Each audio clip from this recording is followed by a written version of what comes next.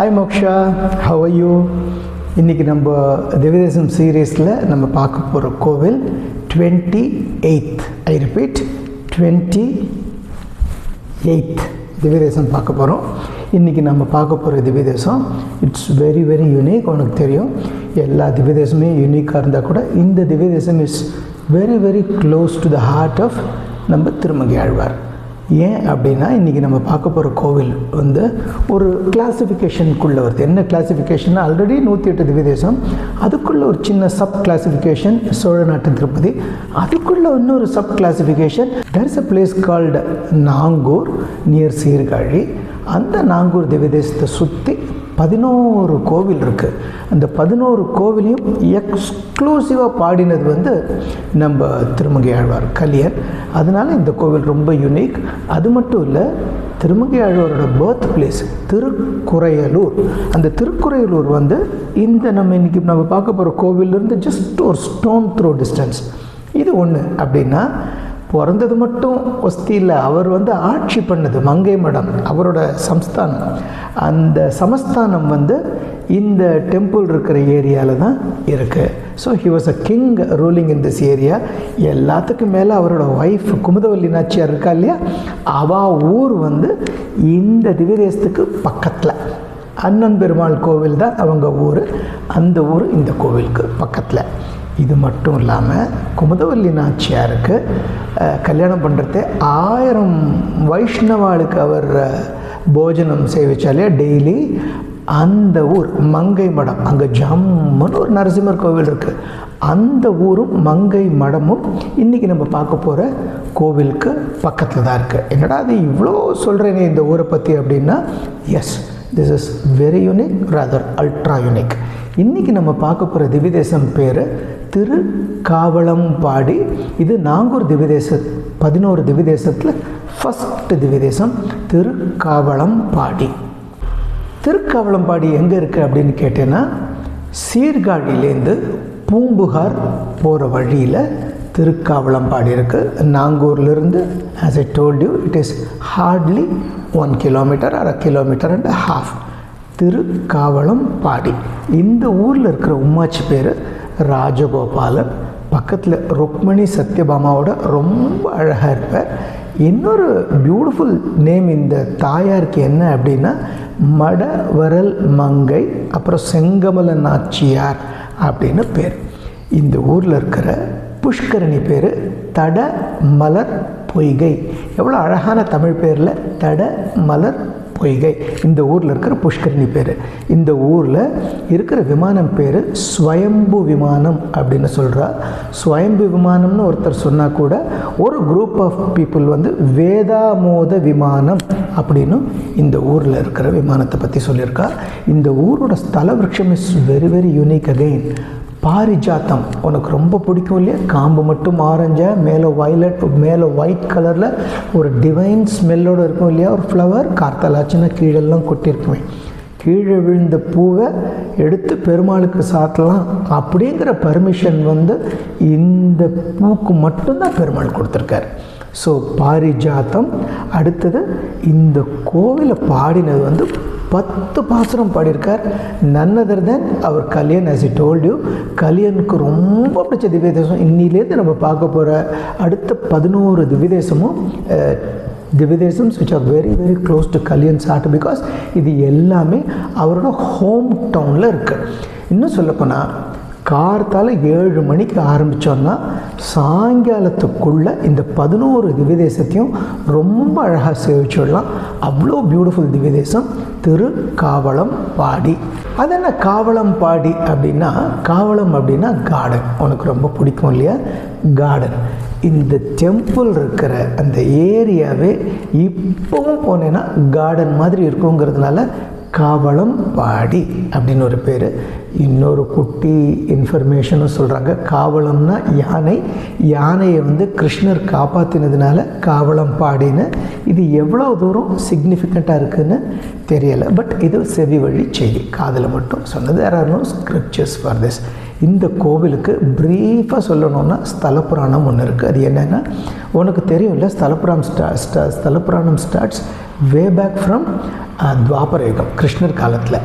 அப்போது நரகாசுரன்னு ஒரு ராட்சசன் இருந்தால் உனக்கு தெரியும். We celebrate Deepavali till today because of Narakasura வதம். நரகாசுரனை சுவாமி வந்து சம்ஹாரம் பண்ணதுனால தான் தீபாவளி. அதுக்கு சுவாமி சத்யபாமாவோட போகிறா நரகாசுர வதத்துக்கு. நரகாசுரனை வதம் பண்ணி நரகாசுரனோட ரிக்வெஸ்ட் படி தீபாவளி கொண்டாடுறோம். ஏன் நரகாசுரனை வதம் பண்ணார்னா, இந்திரனுக்கும் 33 கோடி தேவர்களுக்கும் இந்த நரகாசுரன் வந்து ரொம்ப டிஸ்டர்ப் பண்ணதுனால based on the request he does that Narakasura வதம். சரி, நரகாசுர வதம் பண்ண பிறகு சத்யபாமாவையும் கிருஷ்ணரையும் இந்திரன் வந்து அவள் ஊருக்கு கூப்பிட்டார் ஒரு தேங்க்ஸ் கிவிங் ஜெஸ்டருக்காக. போகிறச்சே அங்கே வந்து இந்திரனோட கார்டனில் பியூட்டிஃபுல்லாக அந்த பாரிஜாத்த ஃப்ளவர் இருக்கிறத பார்த்தோன்னே சத்யபாமாவுக்கு ஒரு ஆசை. என்ன அப்படின்னா, கிருஷ்ணா எனக்கு இந்த ஃப்ளவர் பிளான்ட் வேணும், இதே மாதிரி ஒரு ஃப்ளவர் பிளான்ட் வந்து நம்ம கார்டன்லேயும் ஏற்பாடு பண்ணி கொடு அப்படின்னோடனே கிருஷ்ணர் வந்து அவர் ஒய்ஃப் கேட்டால் உடனே பண்ணுவார் தானே. உடனே நேராக இந்திரன்ட்ட கேட்குறார், இந்திரா எனக்கு இந்த பாரிஜாத்த ஃப்ளவர் கொடு, சத்யபாமா ரொம்ப ஆசைப்படுறானோன்னு. இந்திரன் வந்து கொஞ்சம் திமிர் பிடிச்சோம். அவனுக்கு எல்லாம் நன்னா இருக்கிறச்சே திமிர் பண்ணுவான், சிரமம் வரைச்சே தான் பெருமாளை கூப்பிடுவான். இப்போ எல்லாம் ஸ்மூத்தாக இருக்கிறதுனால திமிர் வந்துடுது. திமிர் வந்து என்ன சொன்னால், no Krishna, I cannot give this Parijatham flower to you அப்படின்னோடனே கிருஷ்ணர் கோவம் வந்துடுத்து. உடனே அவர் என்ன பண்ணுறாருன்னா, இந்திரனோட சண்டை போட்டு அவரோட என்டையர் கார்டனில் இருக்கிற ஃப்ளவர்ஸையும் எடுத்துன்னு வந்து, in particular this Parijata flower எடுத்துன்னு வந்து சத்யபாமாவுக்கு கொடுத்துட்டார். அது மட்டும் இல்லை, கிருஷ்ணர் வந்து பூமிக்கு வரும்பொழுது துவாரகை, உனக்கு தெரியும் இல்லை, கிருஷ்ணாஸ் ஓன் பிளேஸ், அந்த இடத்துல இந்த ஃப்ளவர் வச்சதாகவும், அதுக்கப்புறம் கிருஷ்ணர் வந்து இதே மாதிரி நம்ம தமிழ்நாட்டில் திருக்காவலம்பாடியில் பாரிஜாத்த ஃப்ளவரை வந்து பிளான்ட் பண்ணதாகவும், கிருஷ்ணரும் சத்யபாமாவும் இங்கே வந்து இருந்ததாகவும் ஒரு ஸ்தல புராணம் சொல்லியிருக்கா. இன்றைக்கும் கிருஷ்ணர் பிளான்ட் பண்ண அந்த பாரிஜாத்த வனம் அங்கே தான் இருக்குது. பாரிஜாத்த செடியும் அங்கே போய் பார்க்கலாம். Such a beautiful temple, Thirukkavalampadi. சரி, இந்த கோவில் வந்து இன்னொரு யூனிக் இன்ஃபர்மேஷன் என்னென்னா, தை மாதம் உனக்கு தெரியும் இல்லையா, பொங்கல் வருமே தை மாதம், சக்கரை பொங்கல் வெண்பொங்கல்லாம் சாப்பிடுவோம் இல்லையா, கரும்பெல்லாம் கடித்து சாப்பிடுவோம் இல்லையா, இந்த தை மாதத்தில் வர்ற பொங்கல். அந்த தை மாதத்தில் அமாவாசைன்னு ஒரு டே வரும், திதி. அமாவாசைக்கு அடுத்த நாள் 11 பெருமாளும், நான் சொன்னேன் இல்லையா 11 திவிதேசம்னு, 11 பெருமாளும் இந்த நாங்கூரில் இருக்கிற ஒரு பத்ரிநாத சுவாமின்னு ஒருத்தர் இருக்கார். அந்த திருவதரிகாசிரமத்தில் இருக்கிற மாதிரி இங்கே தென் திருவதரி அந்த கோவிலில் 11 பெருமாளும் அசம்பிளாவா, 11 பெருமாளோட திருமங்கையாழ்வாரும் அன்னப்பக்ஷி வாகனத்தில், 11 பெருமாளும் கருட வாகனத்தில் வருவா, திருமங்கையாழ்வார் வந்து அன்னப்பக்ஷி வாகனத்தில் வருவா. வருஷத்தில் ஒரு நாள். That celebration happens for more than a weeks time. Thirumangai Azhwar திருவாலித்திருநகர்லேருந்து கிளம்பி ஒவ்வொரு இடமா போய் தை அமாவாசைக்கு அடுத்த நாள் எல்லா திவிதேசத்துலேருந்தும் பெருமாள் கருட வாகனத்தில் வந்து இங்கே நம்ம நாராயண பெருமாள் சந்நிதியில் வந்து அசம்பிள் ஆகி பக்தர்களுக்கெல்லாம் காட்சி கொடுத்து திருப்பி எல்லா பெருமாளும் அவா ஊருக்கு வருவா. அதில் திருக்காவலம்பாடி பெருமாள் ரொம்ப அழகான பெருமாள். இவர் வந்து திரிபங்கி, நம்ம ராஜகோபாலன் மாதிரி திரிபங்கியாக இருப்பார், அழகாக இருப்பார். கையில் ராஜகோபாலன் மாதிரி பராங்குசம் அந்த சாட்டையை வச்சுருப்பார்.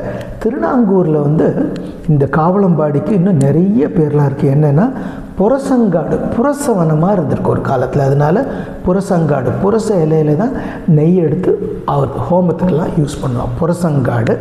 அடுத்து பலாசவன க்ஷேத்திரம், பலாசவன க்ஷேத்திரம்னு இந்த ஊருக்கு இன்னொரு பேர் இருக்குது.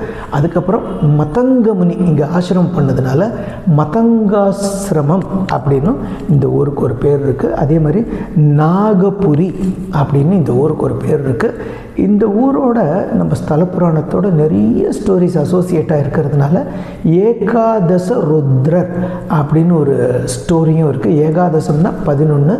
அதையும் நம்ம நாங்கூர் பார்க்கும்பொழுது வேறு ஏதாவது ஒரு கோவிலோட அசோசியேட் பண்ணி ஏகாதச ருத்ரர் கதையும் உனக்கு சொல்கிறதுக்கு ஆசைப்படுறேன். இந்த கோவிலுக்கு போனால் என்ன பலன் கிடைக்கும்னா, துவாரகைக்கு போய் கிருஷ்ணரை சேவிச்சா என்ன பலன் கிடைக்குமோ அந்த பலன் இந்த காவலம்பாடி பெருமாளை போய் சேவிச்சா கிடைக்கும். ஒன்று, நரகாசுர வதத்துக்கு அப்புறம் பெருமாள் நம்ம சத்யபாமாவோட ஆனந்தமாக இருக்கிறதுனால எப்போ இந்த கோவிலுக்கு போனாலும் it is a stress buster. உனக்கு இருக்கிற ஸ்ட்ரெஸ் எல்லாம் போக்கிடுவேன். எல்லாத்துக்கும் மேலே யூனிக்காக ஒரு விஷயம் என்னென்னா, யாருக்கெல்லாம் கல்யாணம் ஆன பிறகு கிருஷ்ணர் மாதிரி குழந்தை வேணுமோ அவள் எல்லாருமே இந்த கோவிலுக்கு போய் கிருஷ்ணருக்கு, ராஜகோபாலனுக்கு வெண்ணையை சாத்தி திருக்கண்ணமது, அக்கார அடிசில் இதெல்லாம் அங்கே மடப்பள்ளியில் சொல்லிவிட்டு அவள் பண்ணி கொடுப்பா. பண்ணி பெருமாளுக்கு நைவேத்தியம் பண்ணி பெருமாளை சேவித்து அதுக்கப்புறம் அதை ஸ்வீகரிச்சுட்டு வந்தால் கிருஷ்ணர் மாதிரியே குழந்தை பிறக்குங்கிறது சாஸ்திரத்தில் சொல்லியிருக்கு. ஸோ திருக்காவலம்பாடி திருநாங்கூர் திவ்யதேசத்தில் ரொம்ப முக்கியமான க்ஷேத்திரம். சத்யபாமாவோட, ருக்மிணி சத்யபாமாவோட ரொம்ப அழகாக இருப்பார் பெருமாள்.